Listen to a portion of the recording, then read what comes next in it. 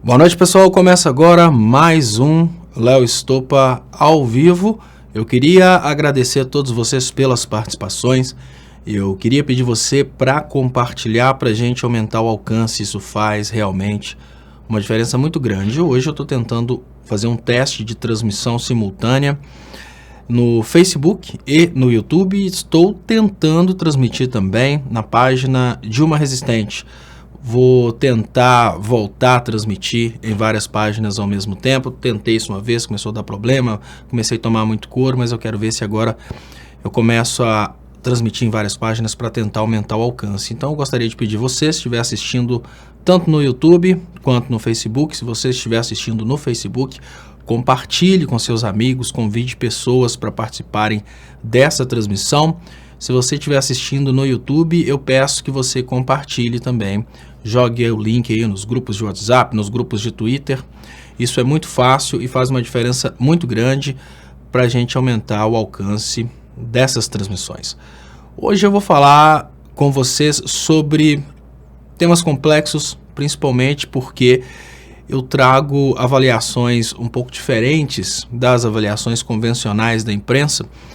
E normalmente as minhas avaliações são avaliações pessimistas, mas são avaliações que trazem uma forma mais pesada de ver as coisas. Há muito tempo atrás a gente tinha uma regra na contabilidade que já caiu. Isso foi quando eu estudei contabilidade pela primeira vez, eu fiz técnico em contabilidade.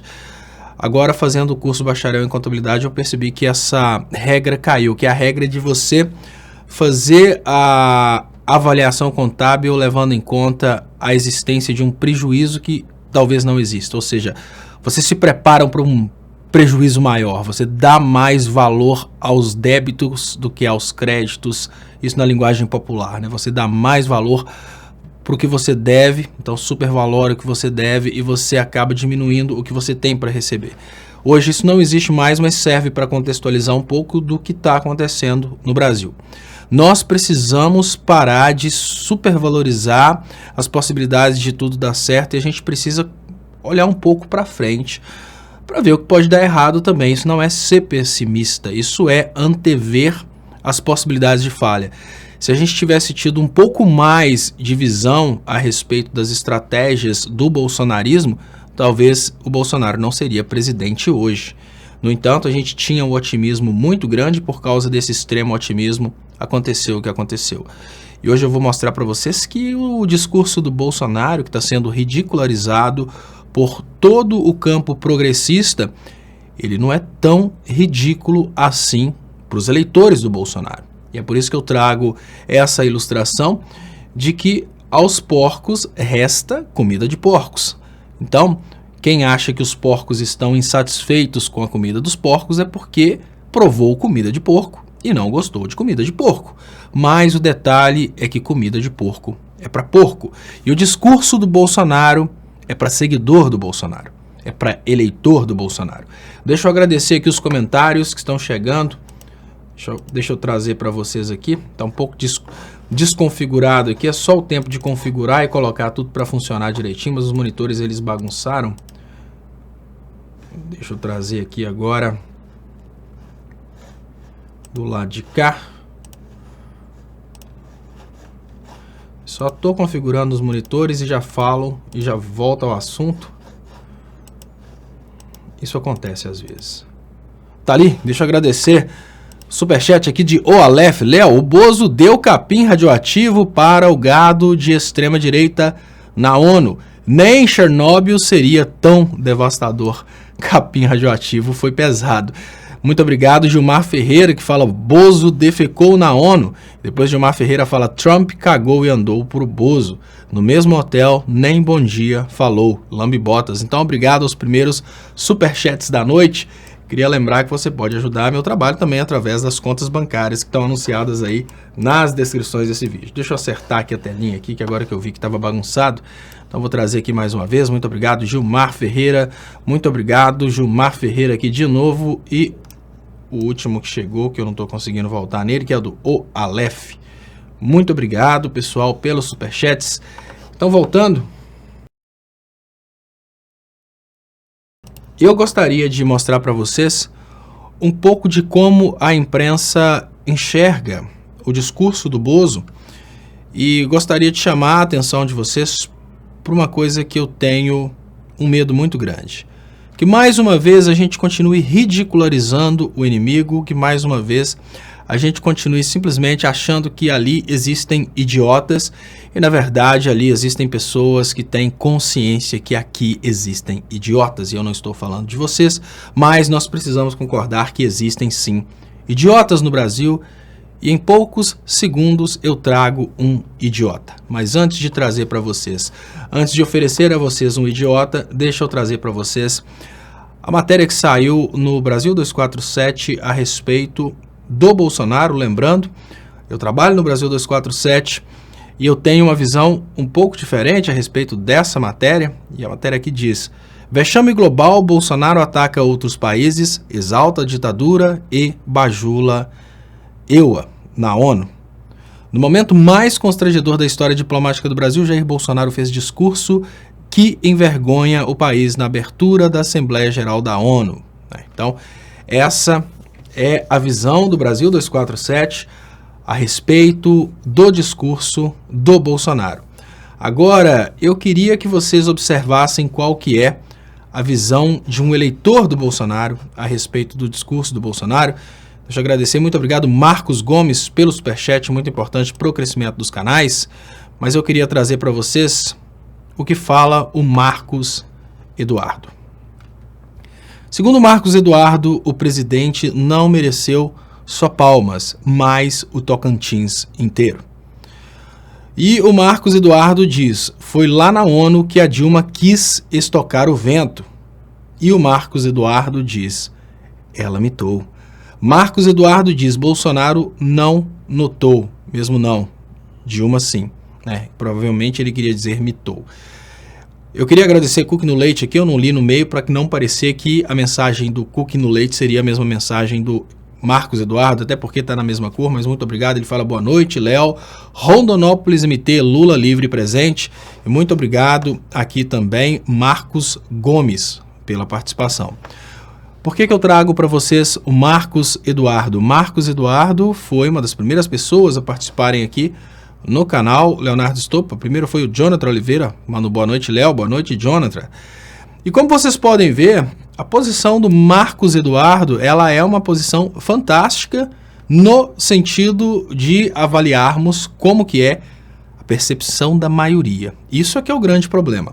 Enquanto nós do campo progressista ficamos isolados numa bolha, pensando que o resto do mundo tem a mesma visão que a gente tem a respeito da política, nós precisamos admitir que a maioria do Brasil é formada por pessoas como Marcos Eduardo. E o Marcos Eduardo foi fantástico nesse comentário, porque ele trouxe, ao mesmo tempo, uma coisa que é pertinente no campo científico, mas foi ridicularizada pela estupidez do brasileiro. E, em contrapartida, ele elogia uma estupidez no campo científico, mas que é elogiável pelo povo brasileiro. Ele fala que a Dilma quis estocar o vento.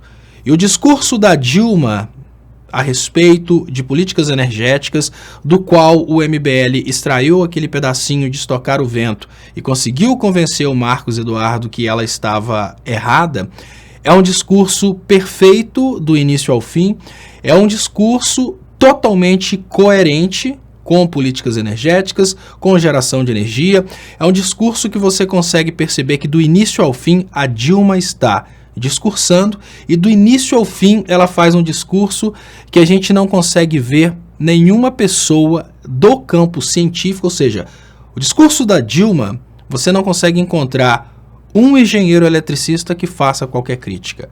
O discurso da Dilma, você não consegue encontrar um professor universitário que faça qualquer crítica. Mas o discurso da Dilma, ele é criticado por uma grande quantidade de Marcos Eduardos, porque a percepção popular é que a Dilma estava errada. Em contrapartida, o que eu chamo a atenção de vocês é o seguinte: hoje o Bolsonaro fez um discurso na ONU. Não, o Bolsonaro não fez um discurso na ONU. O Bolsonaro foi simplesmente um leitor de um discurso que já estava escrito. O Bolsonaro fez uso da tecnologia em seu estado da arte para ler um teleprompter e fazer de conta que estava discursando. Ele não estava discursando. Ele leu um discurso carregado de verdades jamais concretizáveis ou verdades que jamais serão entregues. O que eu quero dizer para vocês é que o mesmo Bolsonaro, que fez uma campanha baseada na luta contra a corrupção e hoje não está lutando contra a corrupção, a gente sabe disso, mas o Marcos Eduardo não. Esse mesmo Bolsonaro fez uma campanha para lutar contra o kit gay e contra a mamadeira erótica, e o Marcos Eduardo até hoje sonha com o kit gay, sonha com a mamadeira erótica, porém ela nunca existiu, e mesmo assim o Bolsonaro é herói por ter lutado contra esse inimigo, kit gay e mamadeira erótica, inimigos que nunca existiram na realidade. Esse Marcos Eduardo continua temendo um comunismo que nunca existiu. E se o Marcos Eduardo teme o comunismo, se o Marcos Eduardo teme a mamadeira erótica, se o Marcos Eduardo teme o socialismo cubano, para que o Bolsonaro vai falar coisas coerentes como políticas energéticas? Sendo que os seguidores do Bolsonaro não querem nem saber como funciona um sistema de geração de energia eólica sem a estabilidade de armazenamento de energia que um sistema hidráulico ou um sistema termoelétrico tem, que é esse o discurso utilizado naquele momento do estocar o vento. O que eu estou querendo dizer para vocês é que Bolsonaro não errou nesse discurso. Assim como uma pessoa que alimenta porcos leva para os porcos comida de porcos, o Bolsonaro fez um discurso para idiotas. E quando você discursa para idiotas, você não tenta explicar políticas energéticas. Quando você discursa para idiotas, você não precisa trazer coerência científica. Quando você discursa para idiotas, você fala idiotice. E olha, discursos para idiotas dão mais resultado do que discursos científicos. E eu digo para vocês que discurso para idiota tem mais resultado que discursos científicos, e peço para que vocês comparem um canal de humor de sucesso na internet com um canal de ciência, por exemplo, um canal de uma universidade, e vocês vão perceber que o canal de humor deve ter pelo menos 1000 vezes mais inscritos que os canais de universidades. Isso porque o povo gosta de entretenimento. O povo gosta de idiotice. O povo gosta de um cara que fala que vai acabar com o Fórum de São Paulo, que o Fórum de São Paulo seria uma luta comunista para implementar a ditadura comunista socialista na América Latina. Olha, quando a gente fala uma coisa dessa, isso dá vergonha, é lógico que isso dá vergonha alheia, quando a gente imagina que até hoje existem pessoas que acreditam que o Fórum de São Paulo era uma tentativa de implementar uma ditadura comunista na América Latina. Isso dá vergonha alheia, claro que dá vergonha alheia. Mas da mesma forma, dá vergonha alheia quando eu imagino que existem pessoas que entram em igrejas e entregam tudo que elas têm em termos de patrimônio econômico para o pastor, achando que com aquilo elas vão conseguir um pedaço do céu ou talvez uma prosperidade na terra. Vamos cair na real. Muitas coisas nos dão vergonha alheia, mas, no entanto, nos dão vergonha alheia, e não na maioria. Se a coerência intelectual, se a inteligência, se a capacidade de raciocinar a partir de fatos fosse maioria no Brasil, a gente não teria igrejas milionárias porque vendem salvação, porque vendem prosperidade, porque vendem meia da prosperidade, porque vendem o lencinho para queimar em fogueira santa e assim por diante. É preciso que nós do campo progressista tenhamos consciência que nem todos têm a nossa capacidade de perceber política. É preciso que nós do campo progressista tenhamos consciência que por trás do Bolsonaro, que parece um simples idiota aos nossos olhos, porque quando a gente olha para o Bolsonaro, a gente imagina só um bobão, por trás dele tem um roteirista. Então, por mais que um ator seja apenas um ator, quando ele interpreta um roteiro escrito, ele se torna um médico, ele se torna um engenheiro, ele se torna um físico nuclear, uma pessoa que nunca estudou física na vida. Quando ela lê um roteiro, ela interpreta o Einstein e assim por diante. Esse é o detalhe que o campo progressista não conseguiu entender. O Bolsonaro não vai num debate para tentar bater de frente com o Haddad a respeito de conhecimentos. O Bolsonaro, ele vai fazer exatamente o que um ator da Globo faz quando interpreta aquilo que ele não é. Um ator da Globo que nunca abriu um livro de medicina interpreta um médico e todo mundo acredita que ele é médico, porque o roteiro foi bem escrito. Um ator de Hollywood que o cara não tem nem noção de como funciona, por exemplo, uma fórmula química. Ele interpreta ali um cara que montou um negócio para produzir, né, não tem Breaking Bad lá que produz, né, metanfetamina, nem sei o que é, minha irmã que assiste aquilo, eu não. A grande realidade é que as pessoas assistem os filmes de Hollywood e as pessoas assistem as novelas da Globo, elas têm uma sensação de realidade. É esse ponto que nós precisamos ter nesse momento. Funciona. Vocês estão entendendo? Funciona. O Bolsonaro hoje foi talvez a versão mais perigosa do Bolsonaro. O Bolsonaro que eu vi hoje foi o Bolsonaro mais mitológico de todos os Bolsonaros. Porque o Bolsonaro que eu vi hoje não foi o Bolsonaro. O Bolsonaro que eu vi hoje foi um jornalista da Globo, isso mesmo. Um cara que está lendo um teleprompter que foi escrito, que foi bem avaliado, que foi bem estudado para causar um efeito. E o efeito que o teleprompter do Bolsonaro gera pode ser de indignação nessa bolha de esquerda, mas na realidade ele tem um efeito devastador na sociedade. Efeito muito devastador. Devastador porque o Bolsonaro ele conseguiu comunicar ali com várias fatias da sociedade de uma forma muito interessante. Ele consegue prender o seu eleitorado, ele consegue prender seus admiradores com esse papo de luta contra o socialismo cubano, o socialismo venezuelano. Até hoje existem pessoas no Brasil que falam que votaram no Bolsonaro por medo do comunismo. Essas pessoas tinham medo que o Brasil virasse Venezuela ou que o Brasil virasse Cuba. Bolsonaro repetiu isso no seu discurso. Ou seja, ele consegue manter essa ideia de que depois de 12 anos no poder, o PT não conseguiu implementar um comunismo, mas implementaria agora, nesse mandato do ex-presidente Lula ou do Haddad. Ele consegue convencer as pessoas disso. E não pensem vocês que são crianças, não. Ele consegue convencer pessoas adultas de que realmente a gente estava prestes a implementar um comunismo. É mais ou menos assim. Os políticos, eles acusam os políticos do PT de terem roubado.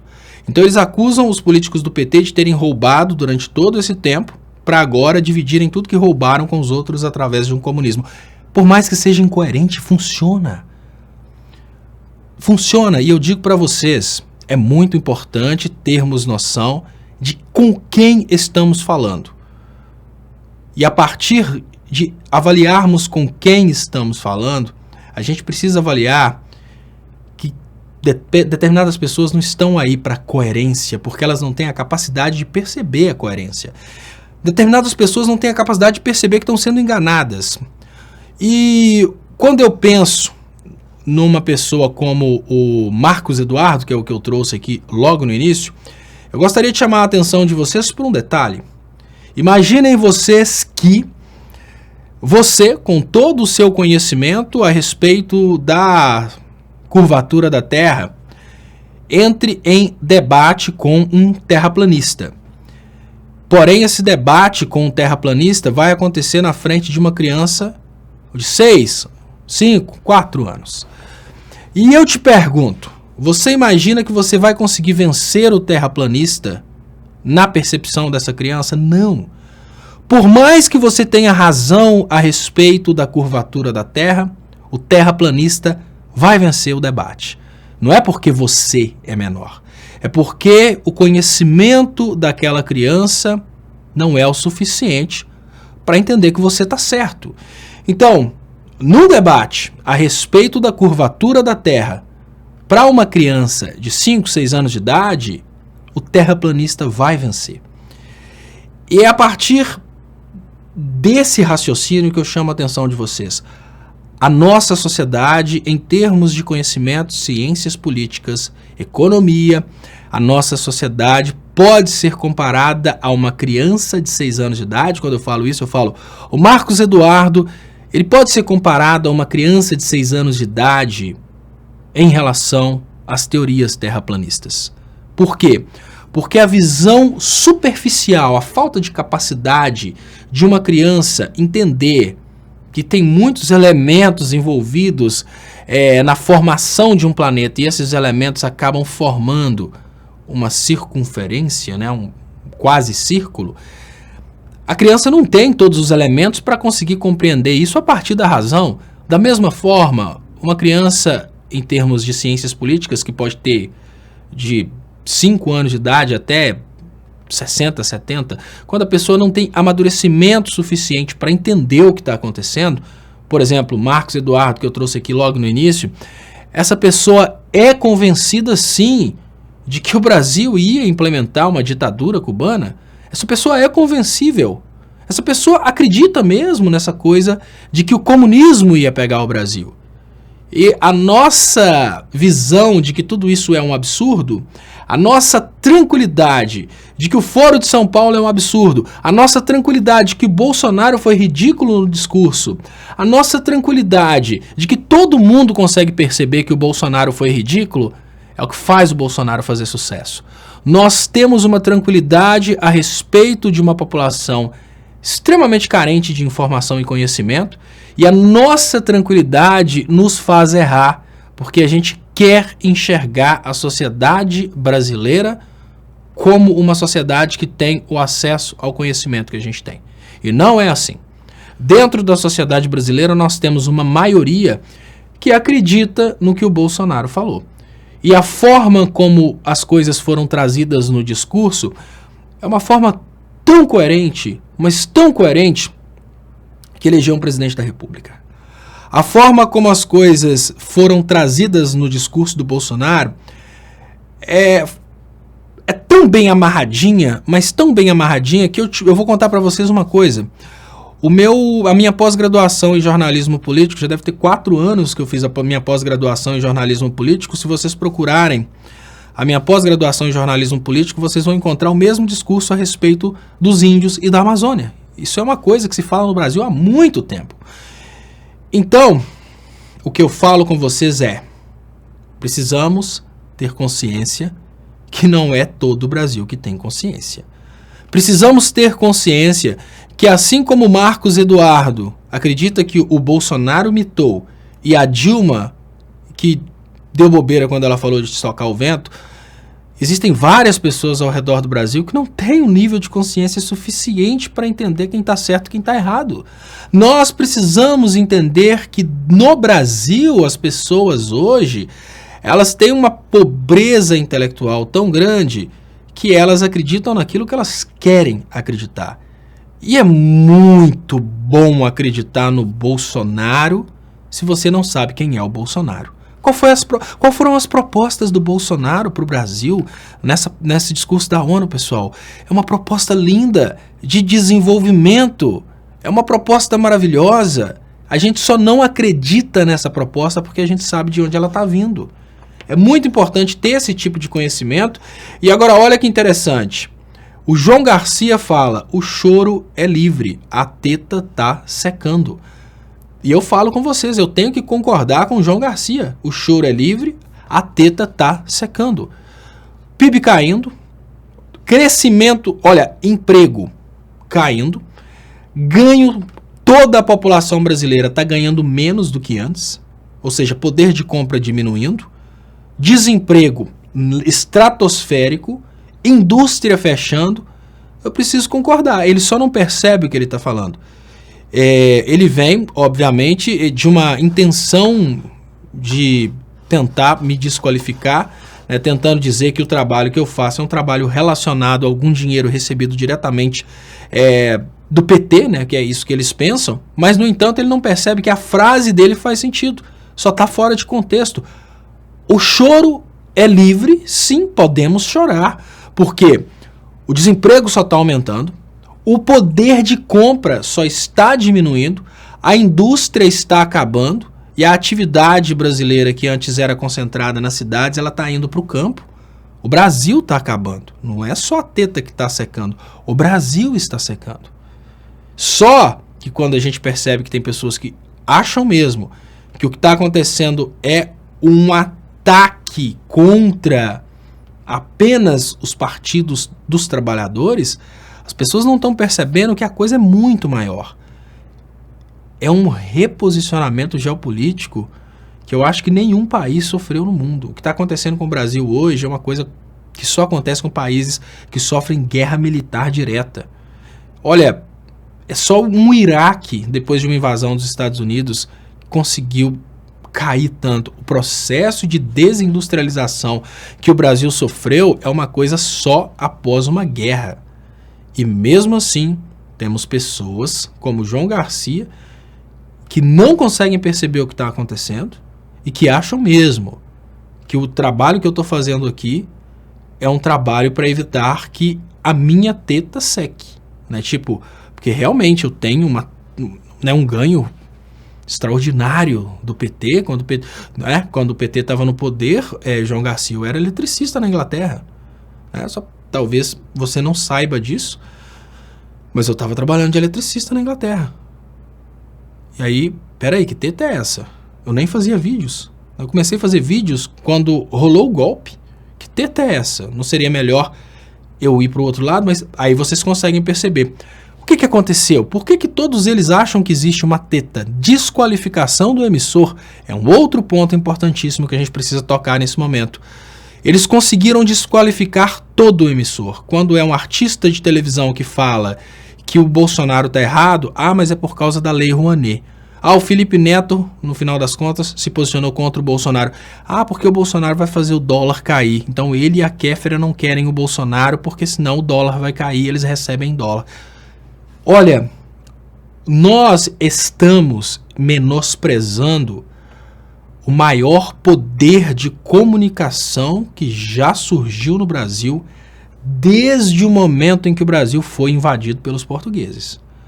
Nós estamos menosprezando o maior poder de controle mental que surgiu no Brasil.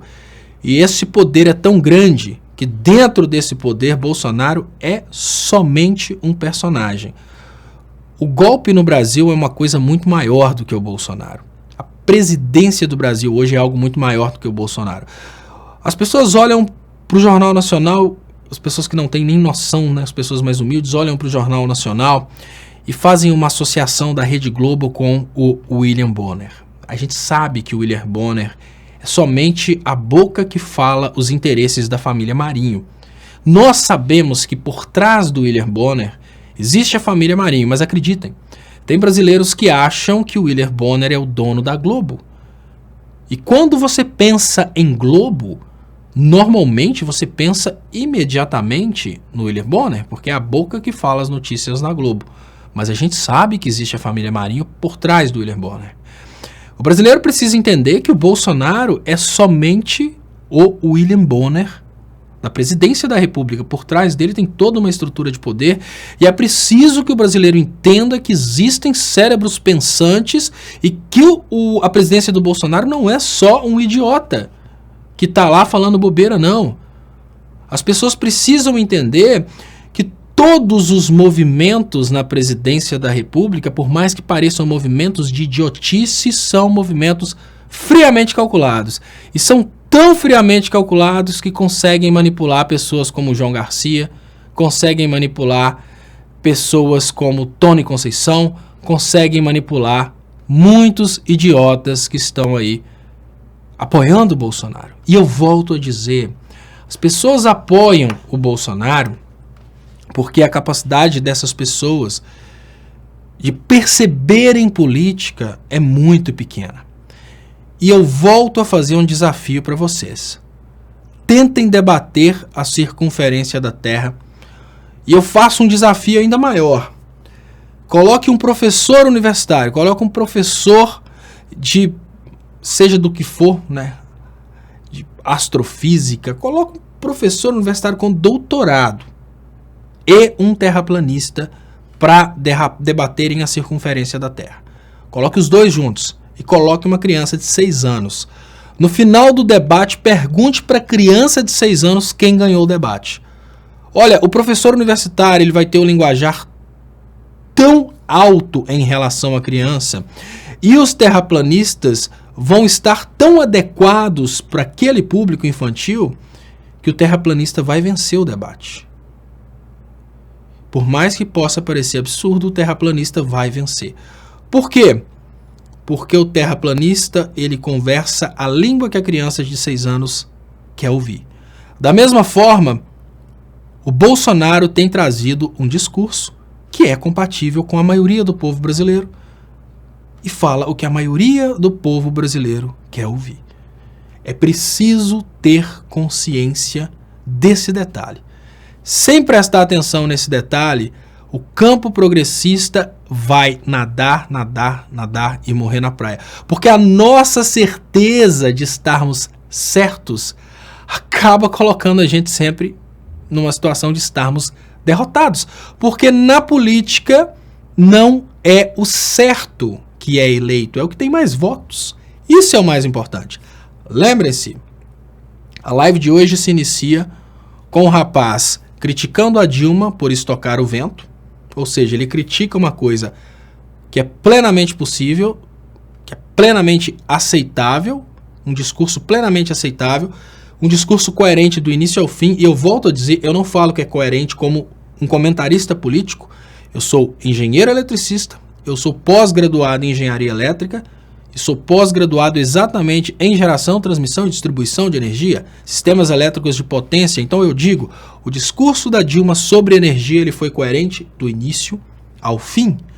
Já o discurso do Bolsonaro, por mais que tenha sido incoerente, ele vem exatamente como o discurso de um terraplanista para uma criança de 6 anos. Ele é incoerente, mas ele é compatível com o público. Ele fala o que o público quer ouvir, da forma como o público quer ouvir. E olha, sabe por que as igrejas fazem sucesso? As igrejas não se preocupam em entregar o produto. O caráter, que é aquela característica de você prometer aquilo que você tem condições de entregar, é uma coisa extremamente importante, eu sei, mas é uma coisa que atrapalha os negócios. Principalmente quando você vende e não é obrigado a entregar. Um milagre. Quando você vende um milagre, você não é obrigado a entregar um milagre, porque se o milagre não acontecer, você culpa a fé do sujeito. Então, uma igreja vende um milagre, fala que você pode entregar tudo que você tem, que você vai conseguir o milagre. E se você não conseguir o milagre, a culpa não é da igreja, é da sua fé. Da mesma forma, o político vende as soluções. Ele faz o discurso, vende as soluções. E sabe o que está acontecendo hoje? Olha que coisa interessante. A mesma estratégia. Da mesma forma que se um governo não conseguir entregar, uma igreja, se ela não conseguir entregar um milagre, ela simplesmente culpa o fiel e fala que ele está errado, porque ele não teve uma fé suficiente. Se o Bolsonaro não conseguir entregar qualquer coisa que ele prometeu, ele culpa os governos anteriores. Fala, olha, mas infelizmente o PT deixou o Brasil quebrado, não dá para fazer isso. Ele culpa o Congresso, ele culpa alguém, mas ele promete. E porque ele promete, ele mantém popularidade.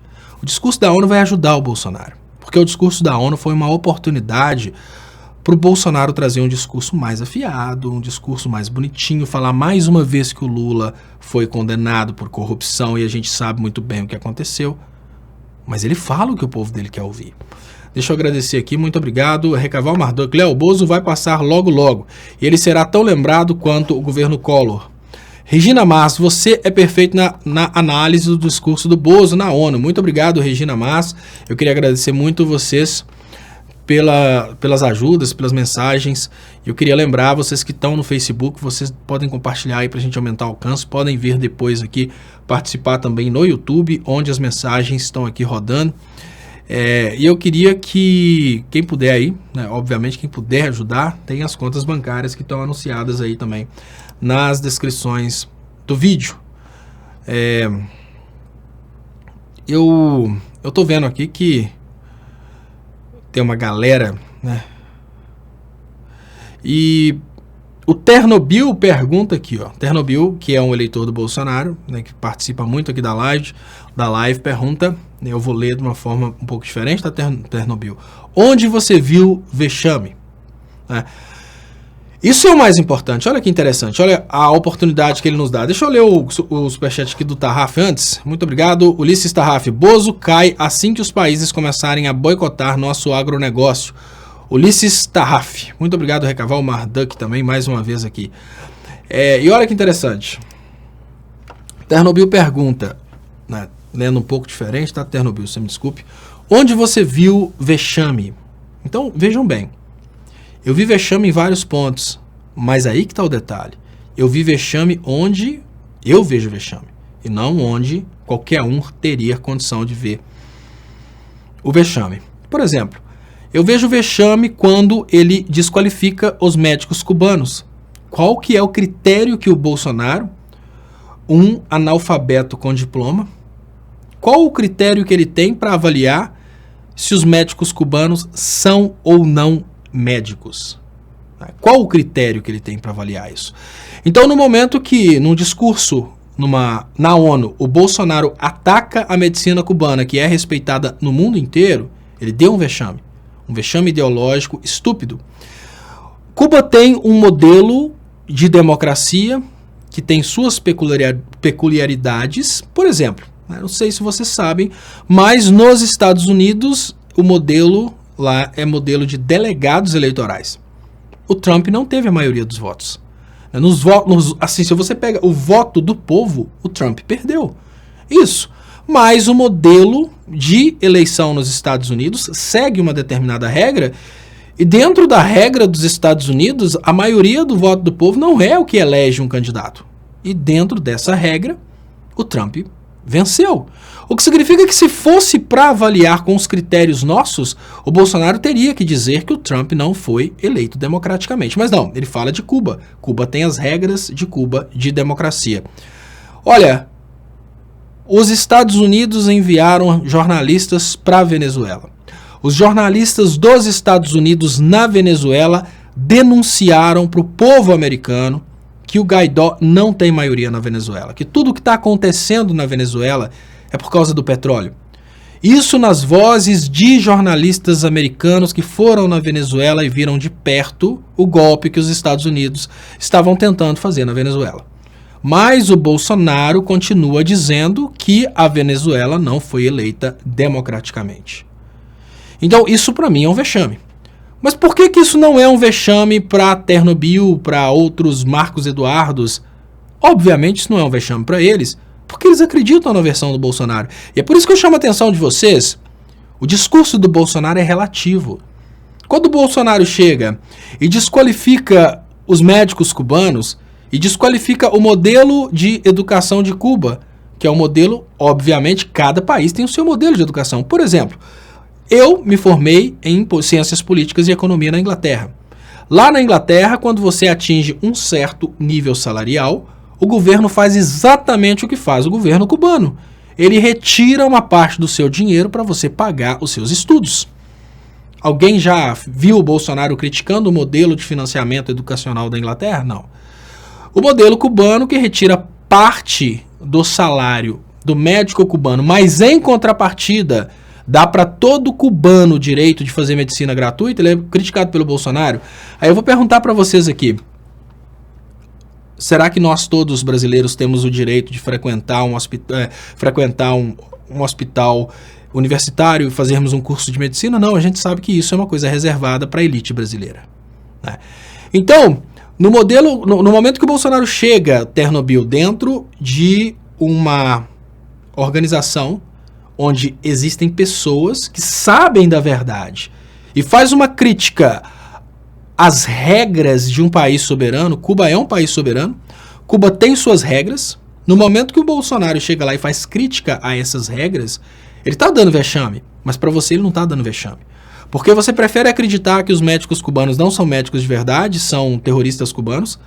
Você prefere acreditar que o modelo de financiamento da saúde cubana está errado e que o Brasil deve ditar as regras a respeito de como o médico cubano vai pagar né, a continuidade do sistema educacional cubano, você se acha no direito de ditar essas regras lá no país dos outros.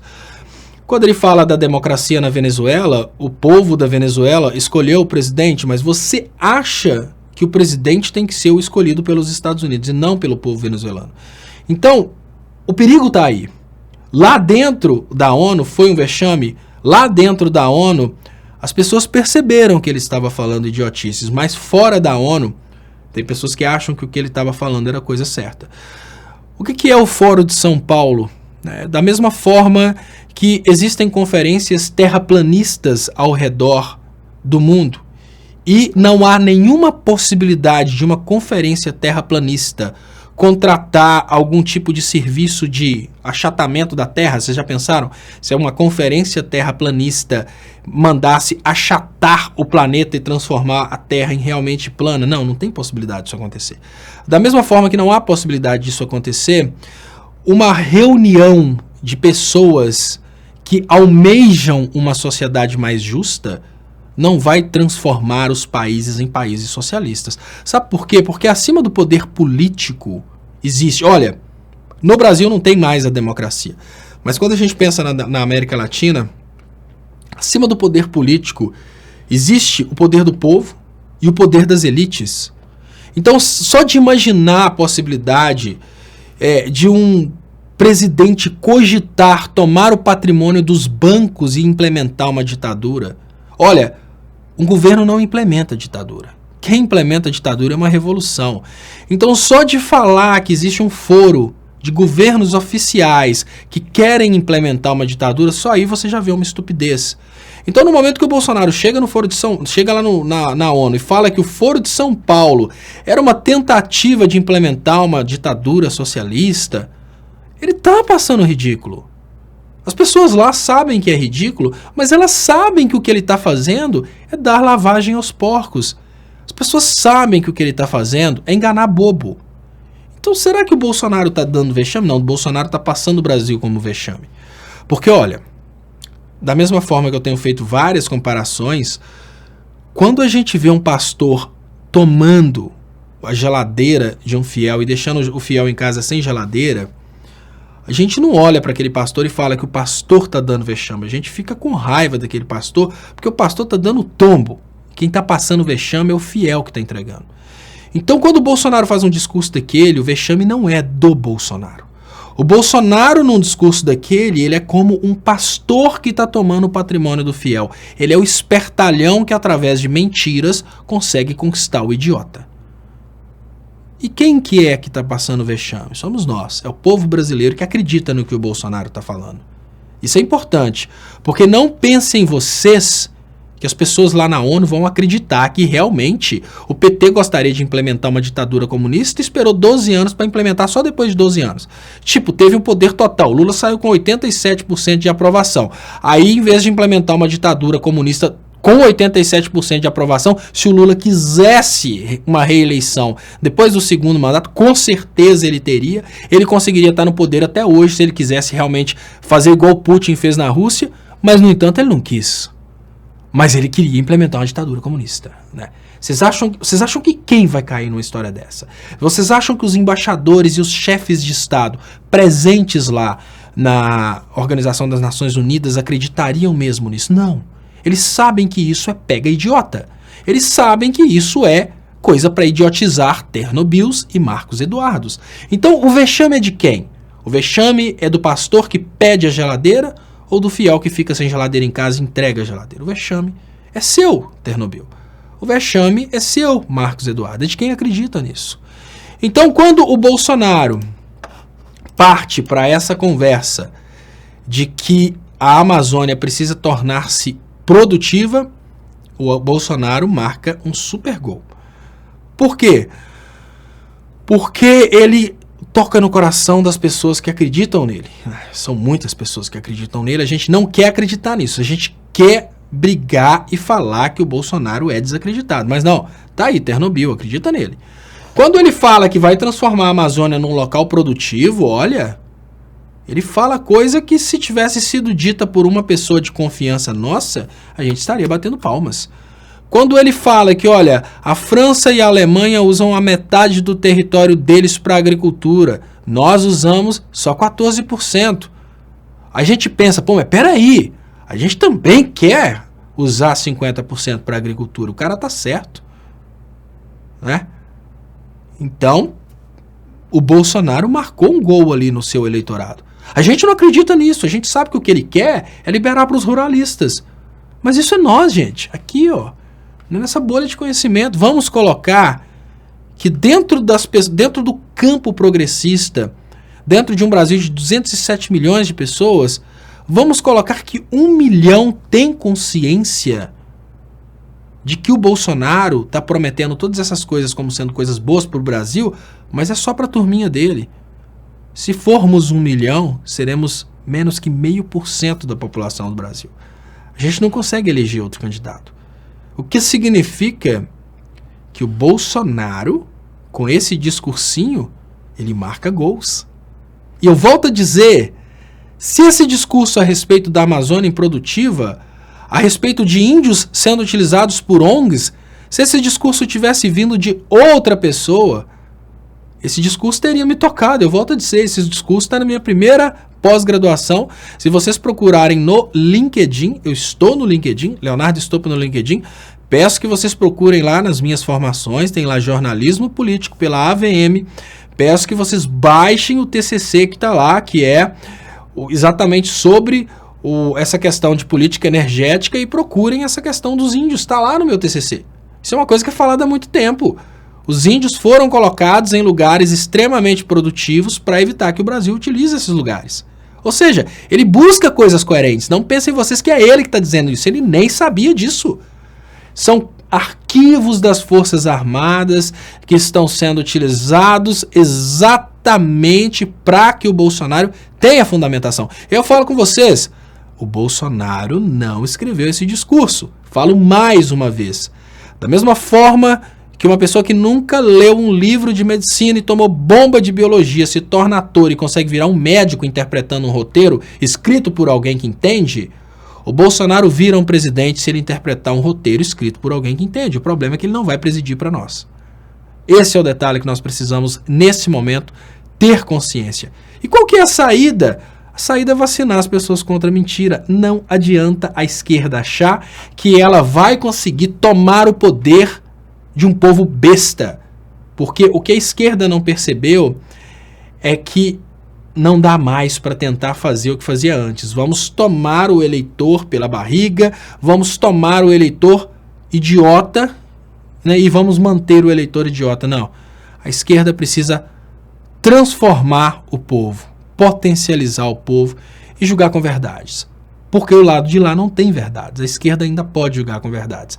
Se a esquerda não conseguir transformar a população numa população intelectualmente potente, a vulnerabilidade da população vai ser sempre mais proveitosa para a direita. Porque, olha, enquanto na esquerda a gente promete coisas realizáveis, como, por exemplo, faz um curso universitário, procura um emprego, você vai ganhar um bom salário. Lá na direita, o cara promete outra coisa. Vende sua geladeira, doa aqui para Deus, que Deus vai te dar uma graça, você vai comprar um apartamento novo, vai comprar todo mobiliado e ainda vai ter um carro na garagem e depois você compra um sítio. O pastor não pensa duas vezes em prometer isso. Esse é o detalhe. E as pessoas, elas acreditam nas promessas. Se você promete uma vida digna com um bom salário através dos estudos, através do empenho, de um lado, e do outro lado, o pastor fornece uma vida de milionário simplesmente através da doação dos 10% mais oferta, mais tudo que tem dentro de casa, qual que é mais rápido, gente? Muito mais rápido no lugar do cara fazer um curso universitário, ficar 4, 5 anos estudando, procurando emprego, etc e tal. O cara vai achar que ele resolve o problema muito mais rápido, dando os 10%, mais tudo que tem dentro de casa e o resto do salário para a igreja. É por isso que as igrejas estão ficando ricas, porque eles não têm medo de prometer. O Bolsonaro vai continuar no poder porque ele não tem medo de prometer. Por que eu não caio no papo do pastor? Por que eu não sou feito de besta pelas igrejas? Porque eu tenho uma preparação para não ser feito de idiota. Então a única forma de salvar o nosso povo é dar preparação para o nosso povo não ser feito de idiota. Só isso. Fora isso, esquece. porque a direita sempre vai ter mais condições de fazer pessoas de idiotas. O Aleph, Bolsonaro é Homer Simpson. A culpa é dele. Ele coloca em quem ele quiser. Esses bolsominions que apoiam esse louco irão chorar lágrimas de sangue com o fracasso e entrega do Brasil. Eu tenho muito medo, tá, Aleph? Eu tenho medo de que porque nós não estamos conseguindo levar para as pessoas o que está acontecendo, eu tenho muito medo que as pessoas acreditem pro resto da vida que todos os problemas do Brasil são relacionados ao PT. Recavalvo Marduk, Léo, o caso Adélio foi encerrado pela PF Bozo, aceitou e não recorreu. Acusar a esquerda de envolvimento é crime. Partidos de esquerdas têm que processá-lo urgente. Recaval Marduk. Eles não acusam, né? Ele simplesmente joga no ar. Margarete Holanda, quando se faz uma acusação difusa, né? Partidos de esquerda. Até quando essa metodologia Bolsonaro funcionará? Ah, Margarete, ótima pergunta. Ótima pergunta. Olha, eu vou dar um exemplo para vocês. Os países orientais que caíram nesse mesmo problema, no fanatismo, muitos deles estão no fanatismo há muito tempo. E o Rogério Matuque pergunta se está ao vivo. Estamos ao vivo, sim. Terça-feira, 24 de setembro, são 23 horas e 44 minutos. Olha, Margarete, eu tenho visto o seguinte: a nossa capacidade de reverter o que está acontecendo, ela é grande, mas ela não está sendo aproveitada. Eu não vejo uma preocupação por parte da sociedade no aumento do fanatismo religioso, no aumento do fanatismo político. Não existe uma preocupação no sentido de reverter isso. Tem uma preocupação muito grande em atacar o personagem, atacar o Bolsonaro. Mas eu não vejo nenhuma preocupação em atacar o roteirista, em atacar a estrutura que fez o Bolsonaro existir. O que significa que nós podemos chegar num ponto, Margarete, sem retorno. Então, podemos chegar num ponto em que o fanatismo esteja tão grande que não seja possível mais voltar e que o Brasil se torne uma eterna colônia. O que eu tenho visto é que nós não temos um movimento de reversão desse processo. André Neves, Léo, concorda que somente um caso de corrupção tipo Petrolão ou Mensalão faria o Bolsonaro não ser reeleito? Léo, pelo menos você é o único militante de esquerda que faz meia-culpa dos erros do PT. Sucesso para você. André Neves, muito obrigado, André Neves. André, eu não acredito muito na saúde do Bolsonaro não, André. Mas eu acredito que o Bolsonaro ele possa eleger, por exemplo, um filho. Porque o Bolsonaro está levando a coisa no Brasil no caminho de uma monarquia. E pode ser que o Bolsonaro consiga convencer as estruturas de poder, por exemplo, as igrejas e tal, que de repente o Eduardo Bolsonaro vá dar sequência no seu legado de entreguismo. Então eu não acredito que o Bolsonaro tenha saúde para ser candidato novamente. O caso do Bolsonaro é um caso muito delicado. Olha, fez a primeira cirurgia. Vamos lembrar, né, para que as pessoas não fiquem naquela viagem lá de que o Adélio deu facada no Bolsonaro. O Bolsonaro, 2 meses antes do evento da facada, ele estava recebendo orações na região abdominal, e orações para úlceras e etc e tal. Passam 2 meses, o caso da facada sem uma gota de sangue, Bolsonaro vai para o hospital, aquela coisa toda estranha. Ali o Bolsonaro faz uma cirurgia. Tudo bem, uma cirurgia que foi bem pesada e tal. Volta o Bolsonaro para outra cirurgia, me parece que entre dezembro e janeiro. E agora volta o Bolsonaro mais uma vez para mais cirurgias. O que parece que o câncer está se espalhando. Então eu não vejo uma possibilidade do Bolsonaro ter essa saúde aí por mais 4 anos. Que o câncer, quando ele começa a se espalhar rapidamente assim, o bicho pega. Mas, André, fazer assim... Eu acho que se a gente continua amplificando o fanatismo como a gente está amplificando, o Bolsonaro pode criar aí sucessores, né? Do tipo, no lugar do Sérgio Moro, ele pode conseguir colocar, por exemplo, um filho. Mais uma coisa que nós precisamos concordar é o seguinte: o Bolsonaro está criando um certo medo da extrema-direita e está surgindo hoje no Brasil uma esquerda Tabata. Essa esquerda Tabata que está sendo criada para ser aquela esquerda moderada, uma esquerda sem PT, uma esquerda sem radicalismo. Essa esquerda pode vir, né, com o apoio do Luciano Huck, e ela pode consolidar vários políticos da qualidade da Tabata que vão aos poucos pulando ali para essa esquerda, para criar exatamente uma máscara ali e as pessoas imaginarem que estão resolvendo o problema, né? Existe essa possibilidade, sim. E olha, pessoal, uma coisa que nós precisamos prestar atenção hoje é que para todo lado a gente está tendo personagens que estão criando aquela ideia de que são os solucionadores do problema. Essa menina que surgiu como ambientalista, né? Essa menina que surgiu aí como sendo a solução para o problema climático, ela é uma Marina Silva mundial. Eu falo uma Marina Silva mundial porque é o seguinte, a Marina Silva é uma pessoa que não tem nenhum tipo de conhecimento a respeito de geopolítica, a respeito de política mundial, não tem conhecimento nenhum. No entanto, ela aparece com esse lenga-lenga de o Brasil não assinou o protocolo de Kyoto. Vem com toda essa conversinha mole. E se tem uma coisa que é bonitinha, uma coisa linda, é a conversa a respeito de meio ambiente. Aí vem essa menina fazendo todo esse lenga-lenga sem a menor condição de maturidade para entender o que acontece na realidade, da destruição ambiental, dessa questão climática, e vem um monte de bobo aplaudindo, todo mundo achando que lindo essa menina está fazendo. No fundo, é uma massa de manobra. É uma massa de manobra à disposição do sistema e ela vai sendo conduzida da forma que o sistema quer. Tipo, ali o povo acaba pensando o seguinte, olha, essa menina maravilhosa que está lutando pela questão climática, né? Vamos depositar nossa fé nessa menina. E aí as coisas vão acontecendo por trás das cortinas e eles vão, obviamente, promovendo toda uma destruição do meio ambiente, toda uma transformação climática, e o povo, não, eu tô tranquilo, eu tô com a Bright lá, né? Já tô com ela, tô tranquilo, né? Estamos aí lutando pela questão climática. Deixa eu agradecer Fabrício Domingues Ferreira. Esquerda tabatista é igual ao novo PSDB. É o novo PSDB. Importante, tá, Fabrício Domingues? É o novo PSDB. Tá sendo criado aí, né, pelo Luciano Huck, me parece, é o novo PSDB.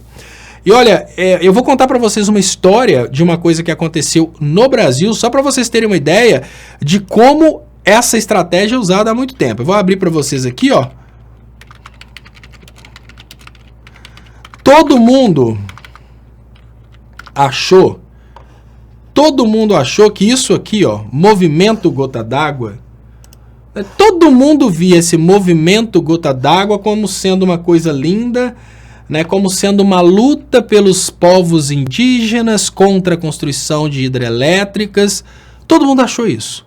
O trabalho que eu falo, que nesse trabalho eu comento essa questão indígena e tal, é exatamente nesse trabalho que eu falo sobre essa questão do gota d'água. Esse trabalho, deixa eu ver se está no... Deixa eu ver se esse trabalho está aqui, que é o meu primeiro trabalho político, né? Tem a página leonardostopo.com.br, deixa eu ver se está aqui para compartilhar com vocês. Artigos, agendas, esse aqui, ó. Esse aqui é o meu primeiro trabalho, pessoal, e quem quiser, o meu primeiro trabalho na área de política, está no leonardoestopa.com.br, quem tiver paciência de ler, é um artigo acadêmico, e é nesse artigo que eu falo sobre essa questão dos índios, etc. Esse movimento Gota d'Água, ele foi criado pela turma do Aécio Neves. É uma campanha que foi feita pela equipe de televisão do Aécio Neves. Peraí, como assim o Aécio Neves estaria lutando pelo meio ambiente? Não. Isso era só uma capa. Olha que coisa interessante, as pessoas não conseguiam perceber. Usando o argumento de que estavam lutando pelo meio ambiente, várias pessoas estavam participando, feito massa de manobra, de uma luta contra o governo. A finalidade do movimento Gota d'Água era desestabilizar o governo brasileiro, impedir a produção de energia a partir de hidrelétricas e forçar o Brasil a produzir energia utilizando carvão. Olha que interessante. Muitas pessoas achavam que apoiando o movimento Gota d'Água, tá aqui uma atriz apoiando o movimento Gota d'Água, bobinha aqui, um monte de atores famosos, tudo massa de manobra. Tá aqui, ó. A gente olha, a gente pensa, Pessoal, são atores famosos, né? Fulano tá aí, aí vai falando o nome dos atores, só gente famosa no meio disso. É claro que é uma coisa séria. Que nada. Vocês estão vendo aí, ó, pessoas famosas, pessoas ricas, massa de manobra. Por quê? O sistema estava usando essas pessoas como massa de manobra para que essas pessoas protestassem sob um argumento de um protesto ambiental. É pelo índiozinho, né? Hoje essas pessoas não estão fazendo nada pelos índios. As mesmas pessoas que estavam lutando contra a criação da usina do Belo Monte, hoje elas não se manifestam contra o extermínio dos índios. Então onde está o amor dessas pessoas aos índios? Eu quero perguntar mais uma vez para que vocês entendam como é que funciona a manipulação. Essas pessoas que vocês estão vendo nas fotos aí, essas pessoas fizeram vídeos para fazer a população se levantar contra a construção da usina de Belo Monte. A usina de Belo Monte é um projeto de produção de energia elétrica que tinha a finalidade de diminuir o preço da energia elétrica no Brasil inteiro. Isso ia gerar viabilidade para o Brasil produzir um dos produtos, por exemplo, que o Brasil perdeu para a China, alumínio. Esses atores fizeram vídeos criticando o governo pela construção de Belo Monte. E a pergunta que eu faço é, cadê a coerência? Cadê esses atores denunciando o extermínio dos índios hoje no governo Bolsonaro? Onde estão esses atores agora que as terras indígenas estão sendo tomadas por demarcações? Onde estão os atores do movimento Gota d'Água? Eles estão em casa. Sabe por quê? Porque naquele momento o movimento Gota d'Água usava a casca de preservação ambiental e de preservação do espaço dos índios. Isso era só a capa, gente. Da mesma forma que a Lava Jato usa o argumento de luta contra a corrupção.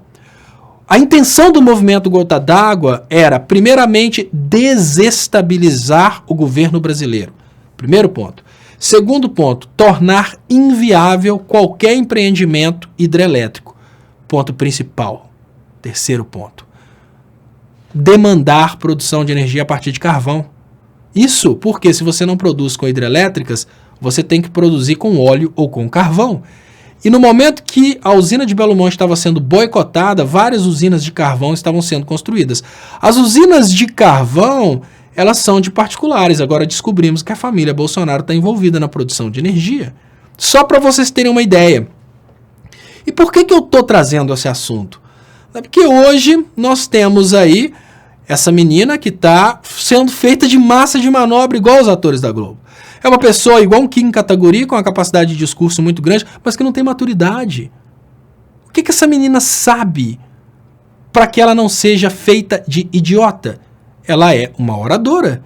É uma pessoa capaz de falar mal do aquecimento global. Qualquer um acha o aquecimento global uma coisa ruim. Lógico, né? Ah, o câncer de mama, campanha contra. Ninguém quer o câncer de mama. Claro que não. Da mesma forma que ninguém quer desastre climático. O detalhe é, se o mundo põe todas as apostas em cima de uma pessoa que não tem a menor preparação para debater o tema, essa pessoa é feita de massa de manobra. Da mesma forma que os atores da Globo foram feitos de massa de manobra para impedir o empreendimento de Belo Monte e com isso beneficiar empreendimentos termoelétricos ao redor do Brasil e ajudar o Aécio Neves a desestabilizar o governo da Dilma, nós temos uma situação clara da utilização dessa menina como massa de manobra pelo sistema responsável pelas questões climáticas. Então é muito fácil.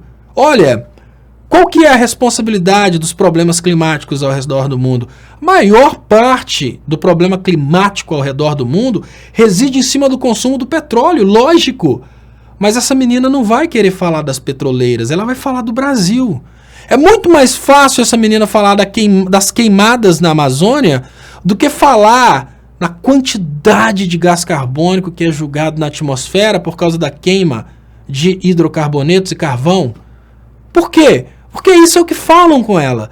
Da mesma forma que essa menina não teve uma preparação técnica e nem maturidade, mas tem uma capacidade de oratória, é o que aconteceu com o Kim Kataguiri. Hoje o Kim Kataguiri deve estar começando a ver que ele foi um grande idiota do sistema. Por quê? Porque o cara não teve tempo de acumular conhecimento para perceber que está sendo feito de idiota. Da mesma forma como essa menina não teve tempo para acumular conhecimento para perceber que ela está sendo feita de idiota. Então, até, assim, as pessoas acham que o Trump está tirando a menina, o Trump está rindo da cara dela. Que o Trump está pensando assim, a nossa escrava está achando que está sendo a Bambambam, trabalha pra gente. Sim, ela é simplesmente uma massa de manobra do sistema, mas uma massa de manobra muito conveniente. Porque toda a preocupação relacionada aos desastres climáticos, toda a preocupação relacionada ao clima, toda a preocupação relacionada ao meio ambiente, vai agora para ela. Não precisamos preocupar mais, temos ela. Não precisamos preocupar mais com os problemas indígenas do Brasil. Temos o movimento Gota d'Água. Né? Que coisa linda. E o movimento Gota d'Água que hoje não deu um pingo por causa do extermínio dos índios. Esse movimento Gota d'Água que não fez nada por causa do extermínio dos índios hoje, lá atrás ele prejudicava a construção de Belo Monte, que já estava construída. Por quê? Porque enquanto Belo Monte não fosse construída, produtores termoelétricos iam lavar água. Então o que eu trago para vocês nessas lives, pessoal, é isso. É o entender o que tem por trás das pretensões do sistema. Né? E aí eu vejo um monte de bobo aqui achando que eu tô aqui para, né, quando eu vejo... Deixa eu agradecer, muito obrigado, Elizabeth Tori. Léo, por favor, faça um mini vídeo com essa parte sobre Belo Monte. Tentei tanto mostrar isso para certas amigas na época. Muito obrigado, Elizabeth Tori. Vou fazer sim. Muito obrigado. Né? O que eu tento trazer para vocês aqui, pessoal, é isso. Eu tento compartilhar com vocês um pouquinho dessa possibilidade de enxergarmos um pouco mais do que aquilo que está na capa. A gente enxergar um pouco mais do que aquilo que é o óbvio.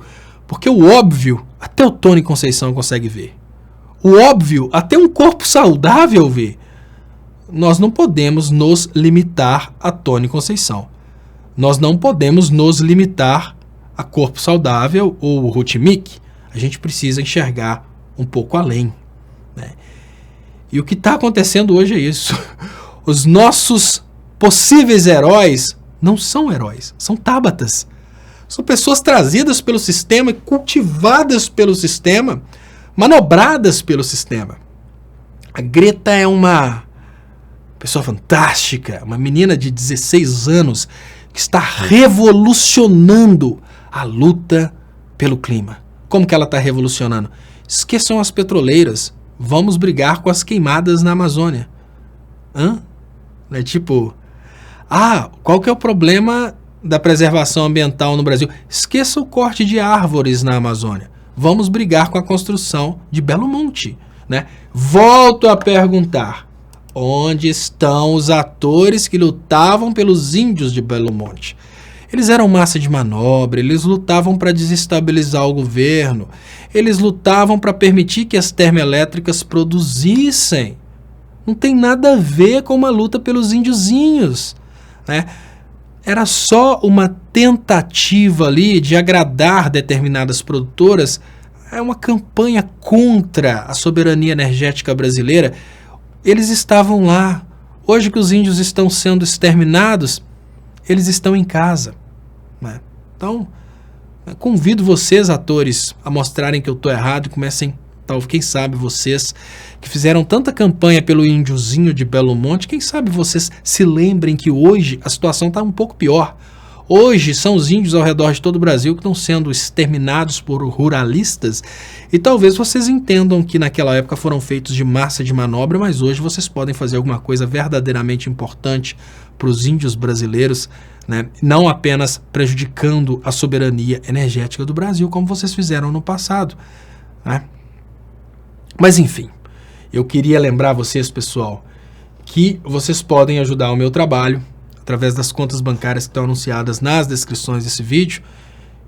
Recapitulando, o Bolsonaro não deu vexame nesse discurso. O Bolsonaro soube alimentar os porcos, ele soube trazer aquilo que vai agradar o seu público. E ele sabe que o povo da ONU entende o que ele está fazendo. Se de uma hora para outra você passar com um prato de lavagem em direção ao chiqueiro, As pessoas vão entender que você está levando para os porcos. Você passou aquele balde de lavagem em direção ao chiqueiro, ninguém vai te criticar achando que você vai comer lavagem. Ninguém vai achar que você cozinhou lavagem. As pessoas vão entender. Ele está indo em direção ao chiqueiro e é isso que ele vai entregar aos porcos. Então o Bolsonaro não passou vexame.